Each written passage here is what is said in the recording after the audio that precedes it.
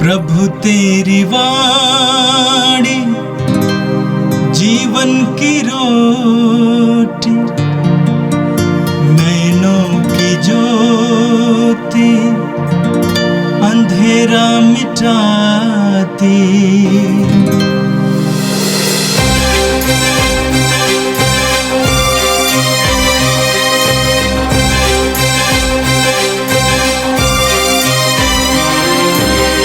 प्रभु तेरी वाणी जीवन की रोटी, नैनों की ज्योति अंधेरा मिटाती। प्रभु तेरी वाणी जीवन की रोटी, नैनों की ज्योति अंधेरा मिटाती।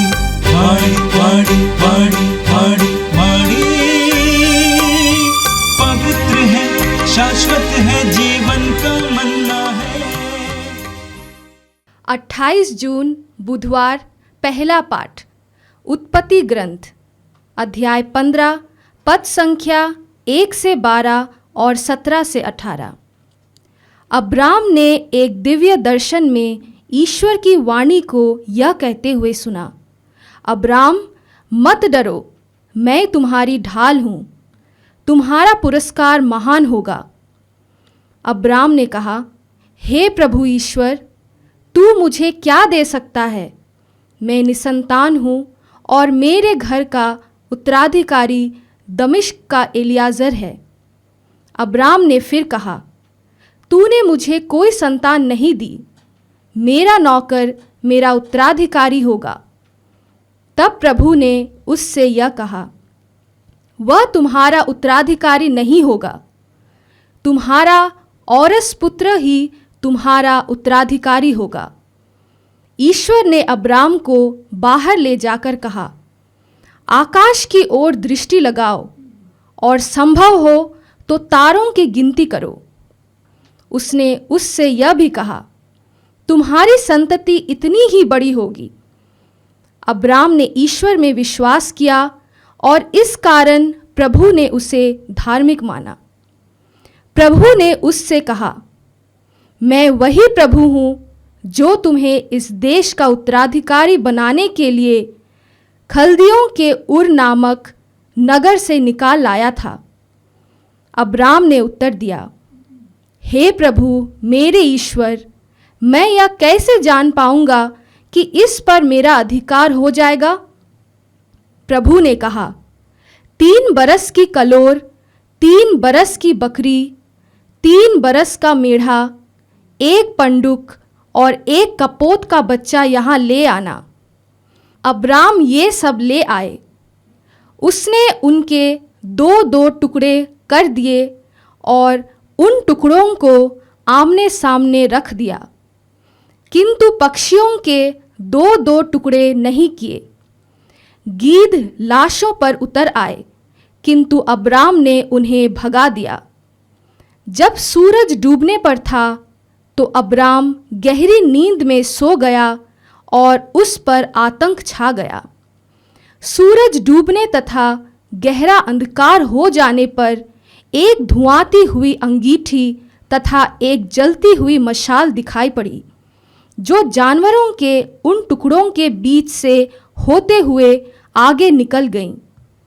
उस दिन प्रभु ने यह कहकर अब्राम के लिए अपना विधान प्रकट किया, मैं मिस्र की नदी से लेकर महानदी अर्थात फरात नदी तक का यह देश तुम्हारे वंशजों को दे देता हूँ। यह प्रभु की वाणी है। संत मत्ती के अनुसार पवित्र सुसमाचार अध्याय 7 वाक्य 15 से 20 तक। यीशु ने कहा, झूठे नबियों से सावधान रहो, वे भेड़ों के वेश में तुम्हारे पास आते हैं, किंतु वे भीतर से खूंखार भेड़िए हैं। उनके फलों से तुम उन्हें पहचान जाओगे। क्या लोग कांटीली झाड़ियों से अंगूर या ऊंट कटारों से अंजीर तोड़ते हैं? इस तरह हर अच्छा पेड़ अच्छे फल देता है और बुरा पेड़ बुरे फल देता है। अच्छा पेड़ बुरे फल नहीं दे सकता और ना बुरा पेड़ अच्छे फल। जो पेड़ अच्छा फल नहीं देता उसे काटा और आग में झोंक दिया जाता है। इसलिए उनके फलों से तुम उन्हें पहचान जाओगे। यह प्रभु का दिव्य सुसमाचार है। क्रिस्त प्रभु की जय। मेरे प्रिय भाई और बहनों, आज का पहला पाठ उत्पत्ति ग्रंथ के अध्याय 15 से लिया गया था। आज के पाठ में हमने इब्राहिम के प्रति ईश्वर की प्रतिज्ञा, इब्राहिम का विश्वास और इब्राहिम के साथ ईश्वर के विधान के बारे में सुना। पाठ में आपने सुना, इन घटनाओं के बाद अब्राम ने एक दिव्य दर्शन में ईश्वर की वाणी को यह कहते हुए सुना, अब्राम मत डरो, मैं तुम्हारी ढाल हूं, तुम्हारा पुरस्कार महान होगा। अब्राम ने कहा, प्रभु ईश्वर, तू मुझे क्या दे सकता है? मैं निसंतान हूं और मेरे घर का उत्तराधिकारी दमिश्क का एलिएजर है। आगे हम पढ़ेंगे, ईश्वर ने अब्राहम को बाहर ले जाकर कहा, आकाश की ओर दृष्टि लगाओ और संभव हो तो तारों की गिनती करो। उसने उससे यह भी कहा, तुम्हारी संतति इतनी ही बड़ी होगी। अब्राहम ने ईश्वर में विश्वास किया और इस कारण प्रभु ने उन्हें धार्मिक माना।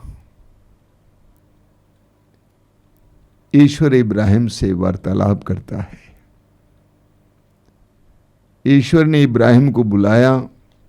कनान देश पहुंचने के बाद ईश्वर इब्राहिम के साथ वार्तालाप शुरू करता है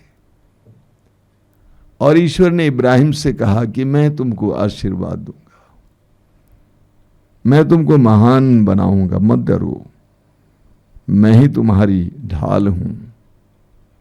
इब्राहिम ने कहा, प्रभु मेरी कोई संतान नहीं है, मेरा कौन उत्तराधिकारी होगा, मैं इस उम्र का हो गया हूं। प्रभु ने इब्राहिम से कहा, आकाश के तारों को गिन के देख, गिन सकते हो? तुम्हारी उतनी ही संतति होगी। ईश्वर ने इब्राहिम से प्रतिज्ञा की कि तुम्हारी अनगिनत संतान होगी उस वृद्धावस्था में, और इब्राहिम ने विश्वास किया। आज के पाठ में आपने सुना, इब्राहिम ने विश्वास किया, इसलिए उस विश्वास के कारण इब्राहिम धार्मिक माना गया। रोमियों की पत्र के अध्याय 4 में उसके वाक्य 18 से 20 तक संत पौलुस इब्राहिम के विश्वास के बारे में एक बहुत सुंदर घोषणा करते हैं। पौलुस कहते हैं कि इब्राहिम ने निराशाजनक परिस्थिति में भी आशा रखकर विश्वास किया। इब्राहिम ने निराशाजनक परिस्थिति में भी आशा रखकर विश्वास किया। ये निराशाजनक परिस्थिति क्या थी? वाक्य 19 में पौलुस कहते हैं कि इब्राहिम जानते थे कि वो 100 साल के हैं और उनकी पत्नी बांझ है, तब भी उनका विश्वास नहीं डगमगाया। इब्राहिम ने विश्वास किया, 99 साल की उम्र में भी अब भी ईश्वर जो मुझसे प्रतिज्ञा किया है, अपनी प्रतिज्ञा को पूर्ण करने में समर्थ हैं। इब्राहिम का विश्वास और ईश्वर पर भरोसा हम विश्वासियों के लिए एक सुंदर उदाहरण है, आदर्श है। मेरे प्रिय भाई और बहनों, हमारे प्रतिदिन के जीवन में कभी कभी हमें लगता है कि हमारा कोई भविष्य नहीं है। विशेष करके मैं इस समय उन सभी भाई बहनों को संबोधित करना चाहता हूं जिनकी कोई संतान नहीं है। सोचते हैं कि हमारा क्या भविष्य है, हमेशा इसी के बारे में चिंतित रहते हैं। या जो जीवन में सफल नहीं हुए हैं, विफल होते जा रहे हैं, सोचते हैं हमारा क्या भविष्य है। या जीवन में कुछ पढ़ाई नहीं कर पाए, कुछ हासिल नहीं कर पाए, अपने भविष्य के बारे में बहुत ज्यादा चिंतित रहते हैं। इब्राहिम उन सब के लिए आज सुंदर आदर्श है। ईश्वर पर भरोसा रखना। इब्राहिम ने अपनी निराशाजनक परिस्थिति पर ही अपनी दृष्टि नहीं लगाई, बल्कि इब्राहिम ने ईश्वर पर भरोसा रखा।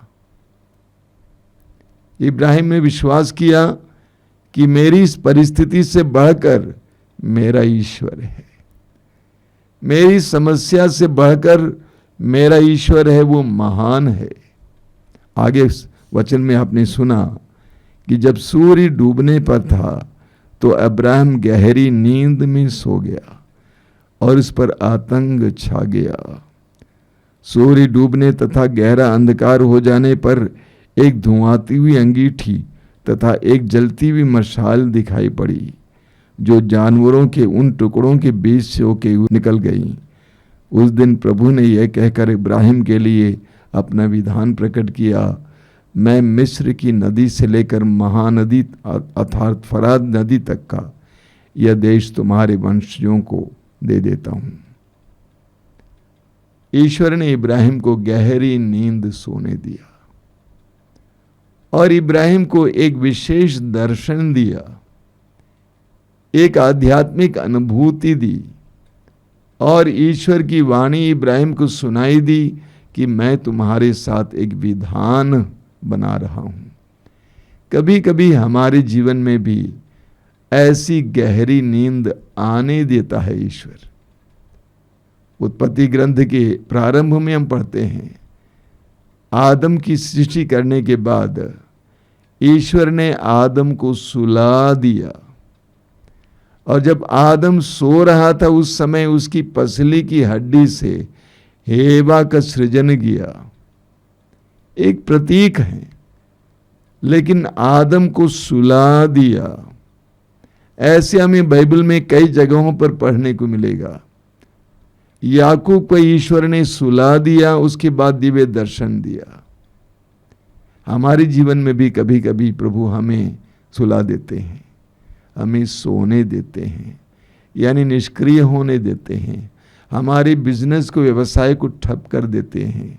हमारे जीवन में कोई ऐसी घटना घटित हो जाती है कि हम निष्क्रिय हो जाते हैं। ऐसे क्षणों में प्रभु हमारे द्वारा और हमारे जीवन में कोई चमत्कार करने वाले हैं। इसलिए जब हम लोग इस तरह की अनुभूतियों से गुजरते हैं, हमें डरना नहीं चाहिए।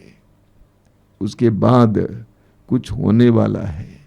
ईश्वर ने अब्राहम को सुला दिया और उस निद्रा में ईश्वर ने उसको दिव्य दर्शन दिया और उसके साथ एक विधान के बारे में उसे संकेत दिया।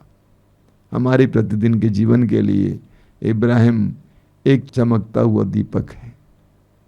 हमारे जीवन की विभिन्न परिस्थितियों में जब हम लोग टूट जाते हैं, निराश हो जाते हैं, हमें इब्राहिम को याद करना चाहिए और हमें फिर एक बार जागृत करना चाहिए। और आज का सुसमाचार मत्ती के सुसमाचार की अध्याय 7 से लिया गया था। आज के युग में ठगने वाले और झूठ बोलने वालों की संख्या कम नहीं है। बहुत सारे लोग ठगे जाते हैं, धोखा खा जाते हैं, पैसे के मामले में, रिश्तों के मामले में, इत्यादि इत्यादि। लोग झूठ बोलते हैं, लोगों को ठगते हैं। ये हर क्षेत्र में देखने को मिलता है। राजनीति के क्षेत्र में तो खुलेआम हम जानते हैं क्या क्या प्रतिज्ञाएं करते हैं, वादे करते हैं, लेकिन पूरे नहीं करते हैं और लोग ठगे जाते हैं। धर्म के क्षेत्र में भी बहुत सारे लोग लोगों की कमजोरी, नादानी का इस्तेमाल करते हैं। अर्थव्यवस्था के क्षेत्र में भी देखने को मिलता है, उद्योग के क्षेत्र में भी, व्यापार के क्षेत्र में भी लोग ठगे जाते हैं। खरीदने बेचने में भी लोग ठगे जाते हैं। हमें सतर्क रहने की जरूरत है। आज के पाठ में प्रभु यीशु कुछ ऐसी ही बात हमारे सामने रखते हैं। प्रभु कहते हैं, झूठे नबियों से सावधान रहो, वे भेड़ों के वेश में तुम्हारे पास आते हैं किंतु वे भीतर से खूंखार भेड़िए हैं। उनके फलों से तुम उन्हें पहचान जाओगे, प्रभु कहते हैं। प्रभु कहते हैं झूठे नबियों से बचे रहो। वे बाहर से भेड़ दिखते हैं लेकिन अंदर से खूंखार भेड़िए हैं।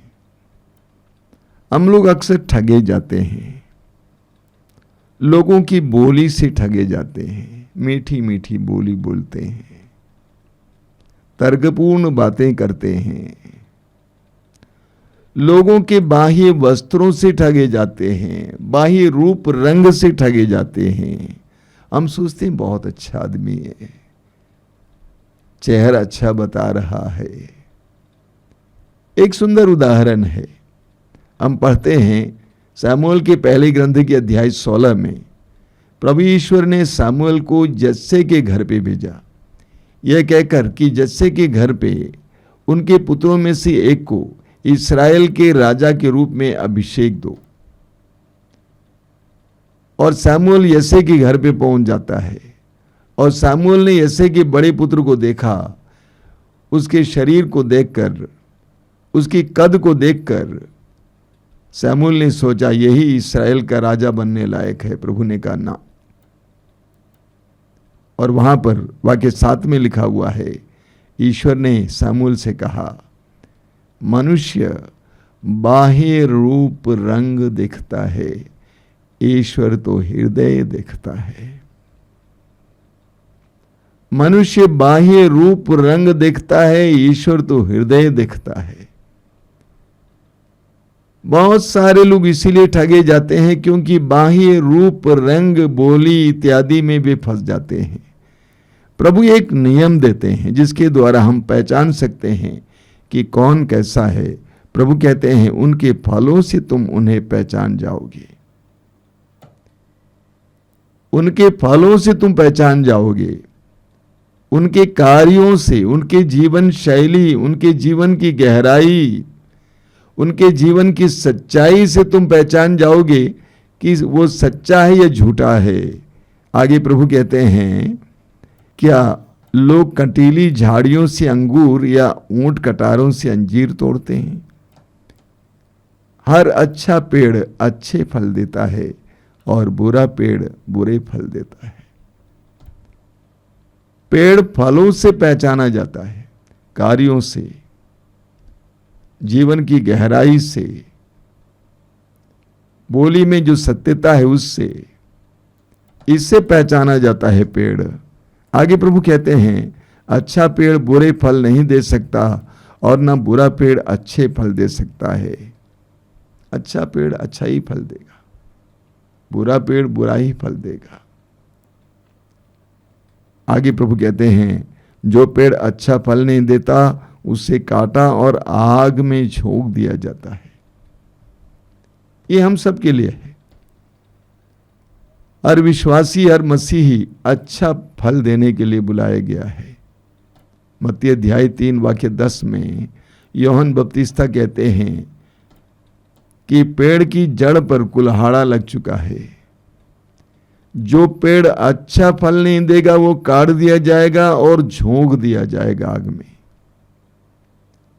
हर विश्वासी को अच्छा फल उत्पन्न करना चाहिए। हमारे मुंह से जो शब्द निकलते हैं, हमारे जो कार्य होते हैं, हमारा जो व्यवहार होता है वो अच्छा होना चाहिए।